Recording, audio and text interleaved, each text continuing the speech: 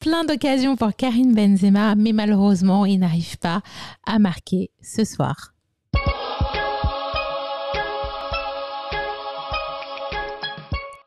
Privet, c'est Johannesson. J'espère que vous allez bien. 3-0, c'est le score final de la France face au Pays de Galles dans ce match préparatoire pour justement l'Euro qui arrive à grands pas, l'Euro 2020 qui se joue en 2021. Moi, je continue à l'appeler l'Euro 2020 parce que pour moi, c'est un petit détail. Donc, de ce coup, je viens à la rescousse vous donner un petit peu mon impression sur ce match. Alors, ce qu'il faut absolument en retenir, c'est bien sûr que c'était le fait que ça faisait plus de 5 ans et 250 jours environ qu'on n'avait pas vu Karim Benzema en bleu. Donc, ça fait une tollée sur les sites internet parce que c'est quand même l'un des attaquants français le plus promu en Europe. Donc du coup, c'était un retour qu'on attendait de vive voix et on était tous sur le jeu de jambes de Karim Benzema pour savoir s'il allait marquer. Quelle sera la tactique avec Didier Deschamps sur ce match? Est-ce que Karim a fait un bon match? Selon vous, je vous laisse laisser un commentaire dans cette vidéo et surtout, n'hésitez pas à vous abonner et de cliquer sur la petite cloche pour une notification, justement, dès que je publie une vidéo. Alors, ce qu'il faut vraiment retenir dans ce match, c'est bien sûr la victoire du Paris Saint-Germain. De l'équipe de France, 3-0. Et je suis encore sur la Ligue 1. Karim Benzema l'a dit lui-même, en fait, c'est très important de provoquer des occasions et de gagner le match, peu importe s'il a marqué ou pas. Et c'est ce qui retient dans ce match et on est un petit peu obligé d'être d'accord avec lui. Les temps du match ont commencé très fort puisqu'il y a eu un carton rouge dès la 26e minute justement sur une faute provoqué par Karim Benzema, un carton très, pour moi, un peu litigieux. J'aurais peut-être pas mis le rouge, sachant qu'il y avait un péno derrière. Et donc, du coup, c'est Karim Benzema qui va provoquer la faute. Et c'est en même temps Karim Benzema qui va tirer ce penalty. Alors en fait, l'attribution du péno a pris pas mal de temps et on se disait mais pourquoi? Mais en fait c'est parce qu'il lui met aussi un rouge, donc c'est la double peine. Ouh, ça sent pas bon pour le Pays de Galles. Belle qui essaie de... Ah, il va être vénère. Le rouge, moi-même, je le comprends pas. Bon, en plus, c'est un match, il le disait à la télé, c'est un match de préparation à l'Euro, c'est bon quoi. C'est Karim Benzema qui tire le penalty. Allez.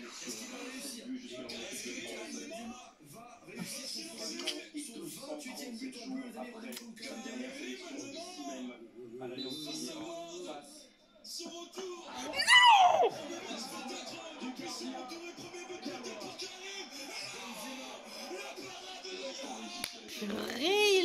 Le gardien il est parti du bon côté. C'est pas tout de suite le but. T'inquiète, tu l'auras. Et oui, petite déception. Benzema aurait pu ouvrir le score et ce ne fut pas le cas. Donc du coup, le match continue et on a l'intervention justement de Kylian Mbappé qui sera présent sur le deuxième but. Kylian Mbappé! Ouverture du score après une frappe de Rabiot. Oui, une frappe de Rabiot.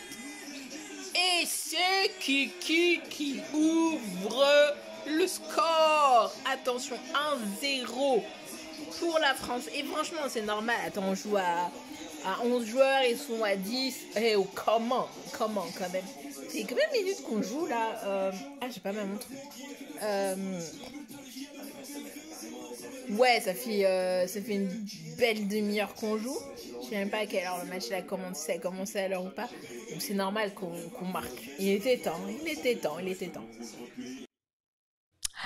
Donc voilà pour le premier but de Kylian Mbappé. J'ai beaucoup aimé justement Mbappé qui, pour moi, a beaucoup progressé cette année 2021, que ce soit avec l'équipe de France ou avec justement le Paris Saint-Germain. Et ça faisait un petit moment qu'il n'avait pas planté un but à l'équipe de France. Donc ça fait du bien de le revoir au top du compteur, si proche d'une compétition très très importante pour la France.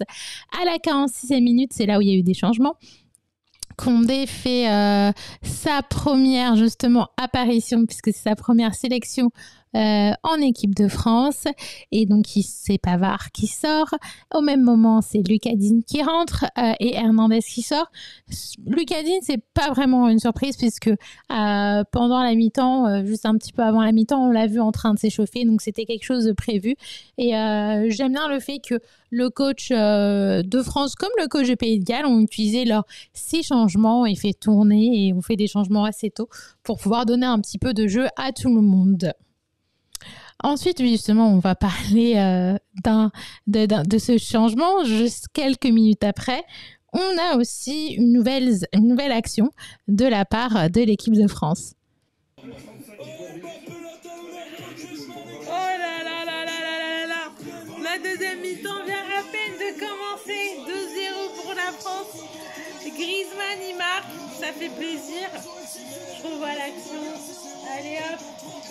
Franchement, la talonnade, elle est nickel. Mbappé, il connaît.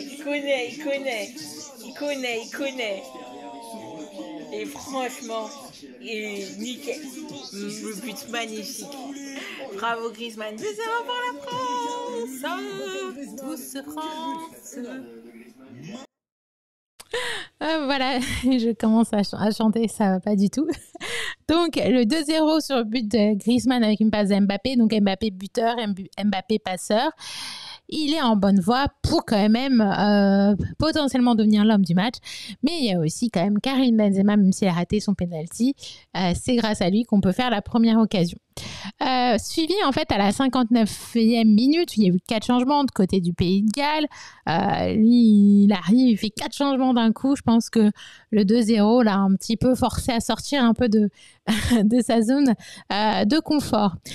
Tandis que nous, à la 63e minute, on continue les changements. Il y a l'entrée de Coman qui prend la place de Pogba, Sissoko qui fait son entrée à la place de Tolisso. Donc, c'est des changements qui sont intéressants pour pour l'équipe de France. Décidément, je veux toujours parler du Paris Saint-Germain. Alors, par la suite, on a eu la 73 minutes, la sortie de James du Pays de Galles qui avait fait un très bon match selon moi. Et puis nous, pendant cette même période, on décide de faire entrer Dembélé. Attention, ce changement est très important, et de faire sortir Mbappé. Donc Mbappé n'a pas fait tout le match, il a joué 73 minutes. Donc voilà, c'est plutôt cool. Et puis on a pu voir les sortants tout sourire sur le terrain. Après, ce qui était dit par rapport justement au placement des joueurs, il y avait 23 joueurs justement sur le banc et 3 dans les tribunes parce qu'il y a une liste de 26.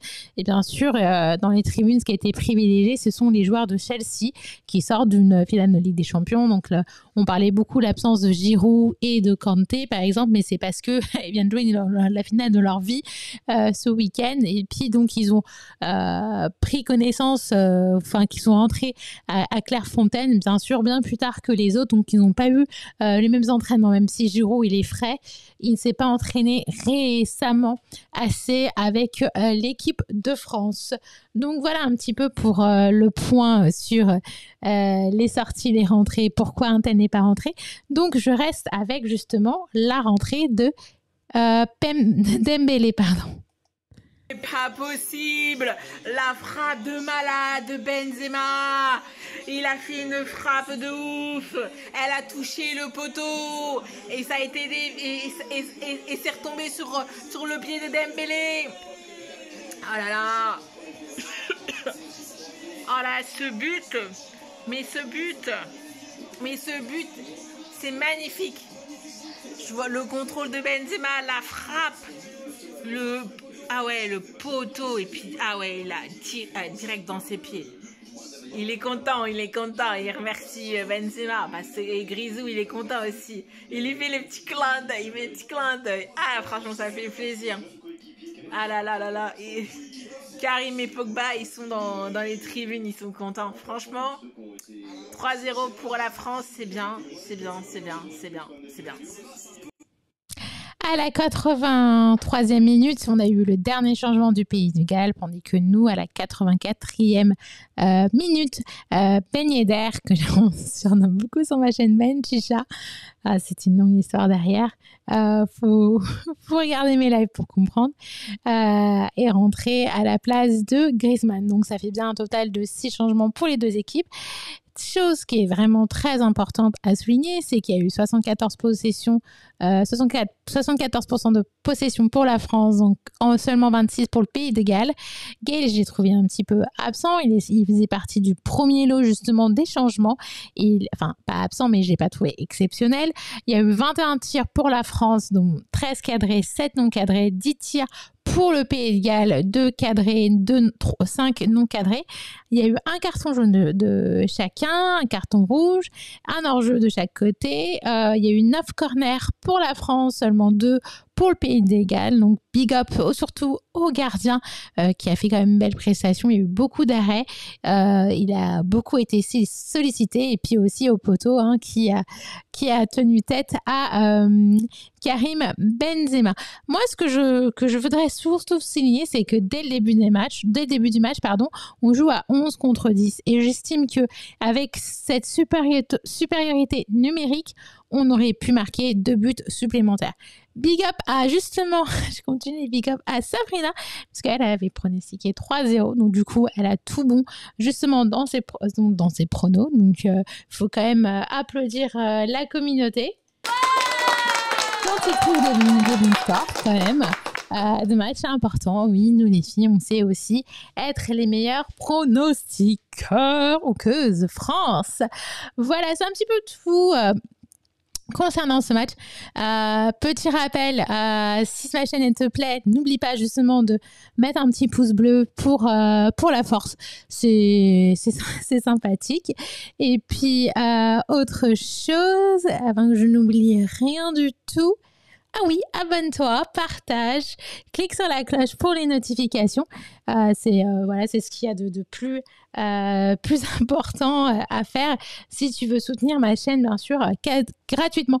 Tu peux aussi la soutenir de manière financière en faisant, par exemple, un don pendant mes lives ou, par exemple, tout simplement en devenant membre de ma chaîne où il y aura plein de privilèges qui te seront octroyés. Voilà, c'est c'est à peu près tout. J'ai fait le tour pour ce match. Je vous dis à très bientôt, justement, pour une prochaine fois, pour parler justement de l'équipe de France, pour parler justement de l'Euro qui arrive à grands pas. Petit rappel, j'ai une deuxième chaîne YouTube, Joanna Swan Travel, et comme je vais me déplacer à Budapest pour l'Euro, je fais une série de préparation et justement de vlogging sur ce voyage. Donc vous me verrez dans les rues de Budapest, au stade. Donc si vous voulez me suivre pendant l'Euro et pas juste avoir mes impressions sur les matchs et mes débriefs, n'hésitez pas justement à faire un tour sur cette chaîne et les liens se trouvent justement dans la description ou bien en allant sur joannaswan.com/page-lien. Justement, je vais peut-être le sortir. Voilà, vous avez toutes les informations ici, donc vous ne pouvez rien manquer si jamais vous voulez avoir les infos sur tous mes réseaux sociaux, que ce soit Facebook, Twitter, Instagram, tout est là, tout est listé. Donc, du coup, là, c'est bon, je crois que j'ai réellement rien n'oubliez. Voilà, merci à toi pour ta fidélité. Si tu es déjà un abonné récurrent de ma chaîne, hop, pas mal de cœurs. Et oui, j'adore les cœurs. Et je dis à très très bientôt. Et vive l'équipe de France. Ciao!